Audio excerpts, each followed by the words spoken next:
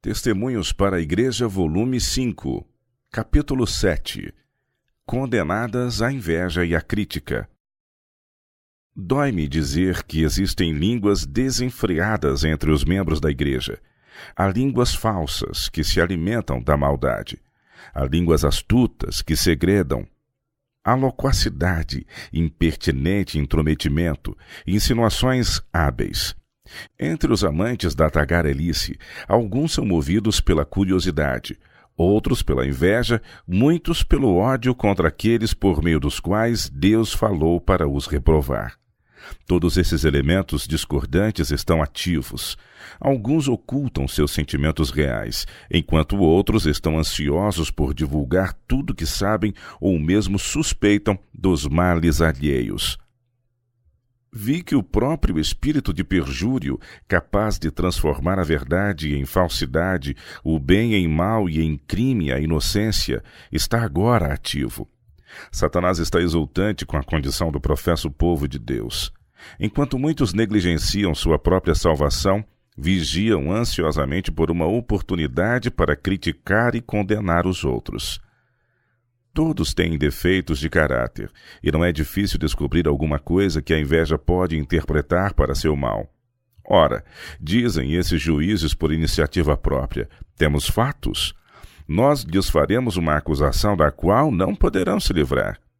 Daí aguardam uma oportunidade apropriada e então põem em ação sua enorme coleção de boatos e maledicências. Em seu empenho por apresentar um problema, pessoas que têm por natureza uma imaginação criativa estão em perigo de se enganarem a si mesmas e aos outros. Apanham expressões que outros utilizaram em momento descuidado, despercebidas de que as palavras podem ser pronunciadas precipitadamente, não refletindo assim os verdadeiros sentimentos de quem as proferiu.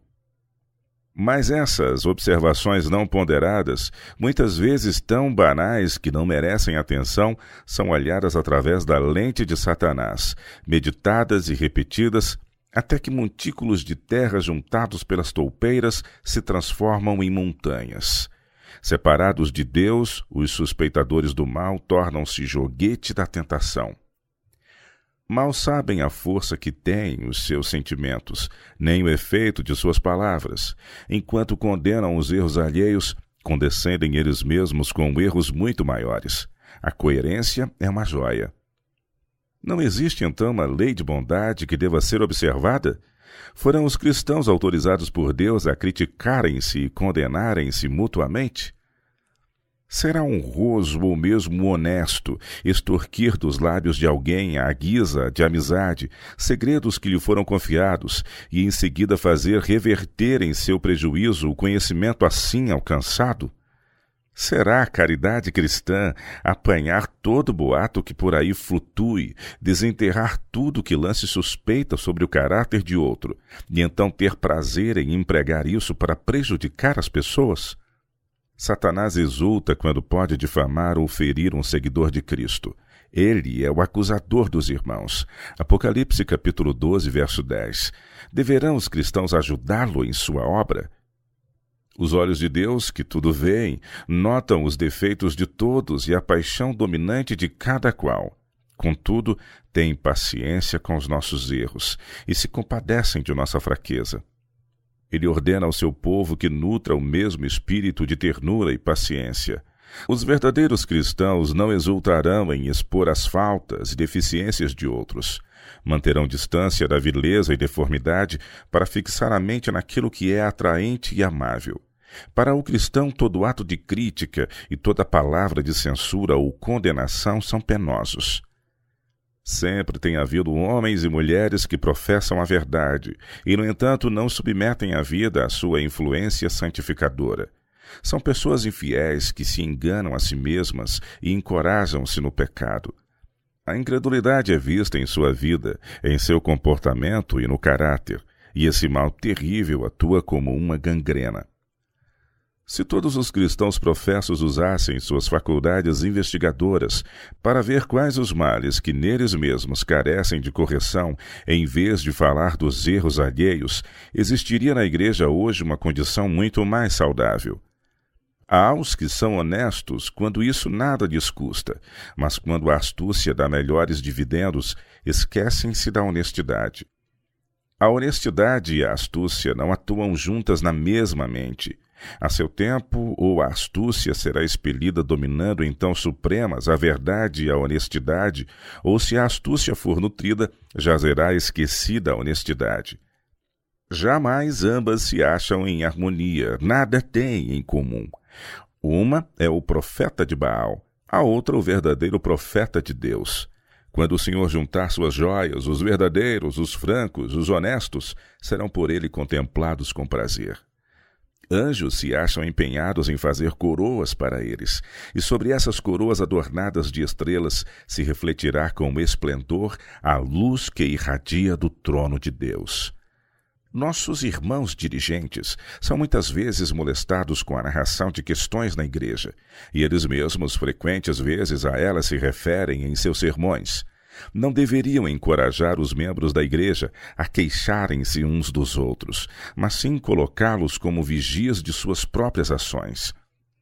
Ninguém deve permitir que seus sentimentos ou preconceitos e ressentimentos sejam despertados pela narração de erros alheios.